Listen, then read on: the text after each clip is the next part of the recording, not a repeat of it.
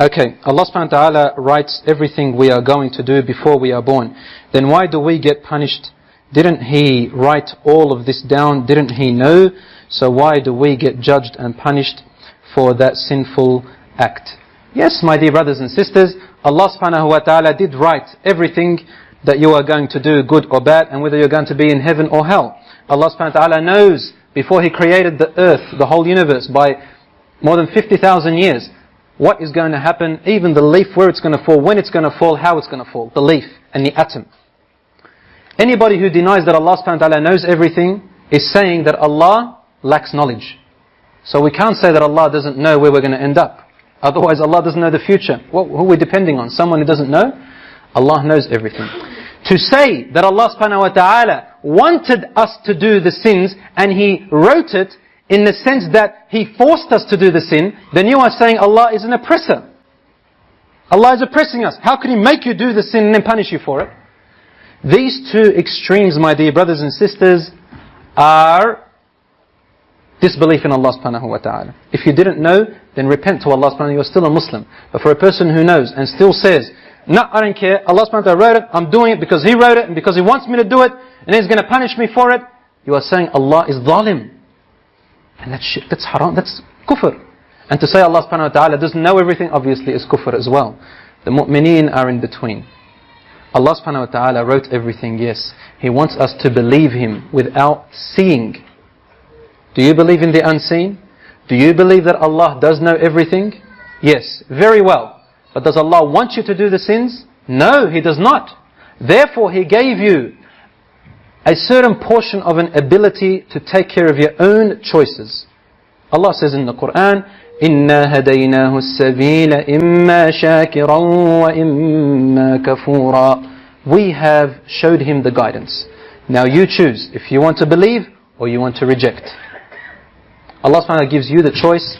However, there are certain things that are beyond your control, such as death, such as when you get sick and you don't know how you got sick, such as age. These things are in the control of Allah subhanahu wa ta'ala. There are things called the cosmos, the cosmos authority, or the authority of Allah over the universe, which you can't control when the sun comes out and when it sets. Allah does that. But you can control if you want to believe or not. Isn't that right? So that, Allah says, so that on the day of judgment you will not stand and say, oh my Lord, it's your fault. Allah will say to you, did we not give you a brain to think with? You'll say yes. Did we not differentiate you from the animal? Yes, the animal doesn't have a choice, but you do. Did we not give you an eye to eyes to see with, and a mouth to talk with, and ears to hear with? You'll say yes. Why did He give us all this? Then He will say, did I not subject everything to you and give you the ability of reasoning? You'll say yes. Therefore it was your choice. So the questioner, yes, you are right, Allah knows everything. Why do we get judged and punished? It's not to prove to Allah. Didn't Allah say He doesn't oppress? Imagine, like, I'm a teacher by profession. And my students, some of them are here now. If I looked at a student throughout the semester, obviously the teacher understands the capabilities and the levels of each student, right? Yes, a good teacher does. And I know who generally is going to fail and who's going to pass. And I write the questions and put them forward. If I just gave them the report, you've failed and you've passed, without examining them, without going through those trials, would I be fair or unfair? I'll be very unfair. So I do the exam, and they fail as I anticipated. Does that mean they don't get an exam? It's to prove to them what their capabilities are, and secondly, so that they themselves will be a witness against themselves, because I cannot be unfair. And Allah subhanahu wa ta'ala judges us in order for us to see. The hadith says, Allah will not let a person enter paradise until they know and convinced that they deserve paradise. And they will not enter hellfire on the day of judgment until they know and are convinced that they deserve hellfire. وَمَا رَبُّكَ بِظَلَّامٍ لِلْعَبِيدِ. Your Lord is not an oppressor to His servants. You mentioned the conditions of war. I just thought I'd mention this one for the non-Muslims in the crowd. We are not allowed to destroy places of worship, for example, churches, and that is correct. If churches are built and we are in authority of that country, the non-Muslims who are at a truce with us, meaning they come in peace, like my neighbour here in Australia, common person who customarily is at peace with me, or has written a deal with me or a contract or something, khalas, is at peace.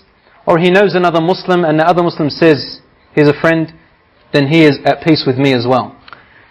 Then in that country I am not allowed to prevent them from worshipping what they want to worship and practicing what they want to practice.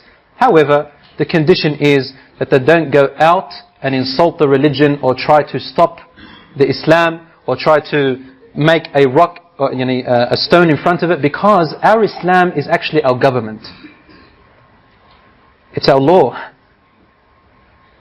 But we're not allowed to destroy churches, you are right. Thank you for making that statement.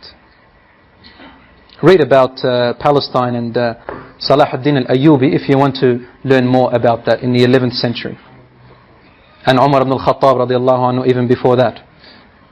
Why do we show so much love only for Prophet Muhammad sallallahu alaihi wasallam and not the others? Why is he so special? I mentioned at the beginning of my talk that we do show that love to all the prophets.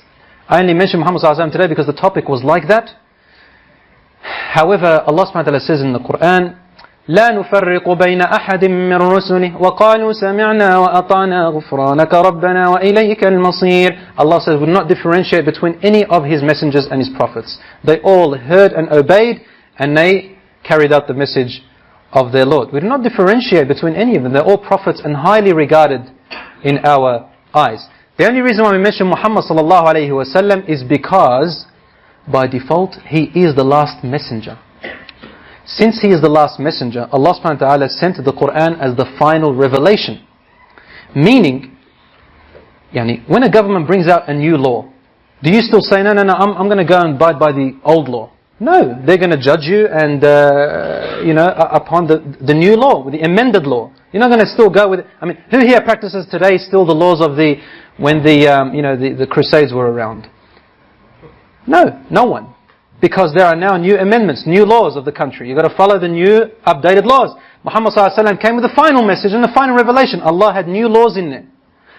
Extra to that, Muhammad sallallahu alaihi wasallam, the difference between him and the other messengers in the way, in the reason why they came was that every one of the other prophets came specifically to their own people, their own tribe, their own people. Their own people. For example, Musa alayhi salam, Moses came to the children of Israel. He did not come to the rest of the world. Sulaiman alayhi salam and Dawood alayhi salam, they came to their own people in Palestine. Ibrahim alayhi salam was in Iraq, and then he went to Palestine. They came to their own people. Muhammad sallallahu alayhi wasallam, however, came to all of mankind and the jinns, all of us. So, to all of the nations. And he came with a new miracle called the Quran. And Allah subhanahu wa ta'ala did put Muhammad sallallahu alaihi wasallam at a level higher than the other prophets in his love towards him. Allah subhanahu wa ta'ala loved Muhammad sallallahu alaihi wasallam more than the others, because Muhammad sallallahu alaihi wasallam actually went through more practices than what the other prophets went through, and persevered even more than them. For example, Michael Hart, the one who talks about the most influential men, and then he talks about Muhammad sallallahu alaihi wasallam. He tells us, I would have put in Jesus, for example, peace be upon him. However, he wasn't a married man, and Muhammad sallallahu alaihi wasallam was a married man, so he couldn't show us how a man should treat his family and his children. He did not engage in war and battle, so he could not show us how a man should be in battle. Muhammad sallallahu alaihi wasallam did all of that. We love Muhammad sallallahu alaihi wasallam also because he was the only one who said, Ya Rabb, save my ummah. And he said to us that on the day of judgment, all the prophets will say to us, I am only concerned with myself. I fear the same thing you fear of. Our God is going to judge me for a certain sin I did, or a certain thing which happened to me. But Muhammad sallallahu alaihi wasallam will be the only one who will say, I am the one for it, I am the one for it. Another question, my name is Muhammad. Now I'm proud. Alhamdulillah, brother. If you want to be more proud, we have to now imitate Muhammad sallallahu alayhi wa sallam. Inshallah, stay proud, my dear brother. I want to say one negative thing. I don't like saying negative things, but it's because it's a common practice. How many Muhammads and Ahmads and Alis do we find in nightclubs and parties and things like that? How many Fatimas and Aisha? So we have to change our trend, inshaAllah. Alhamdulillah, you got the name that made you remember who you are. Now, make a change, inshaAllah. If you've already made a change, you've got a lot to go. We've all got a lot to go, inshaAllah.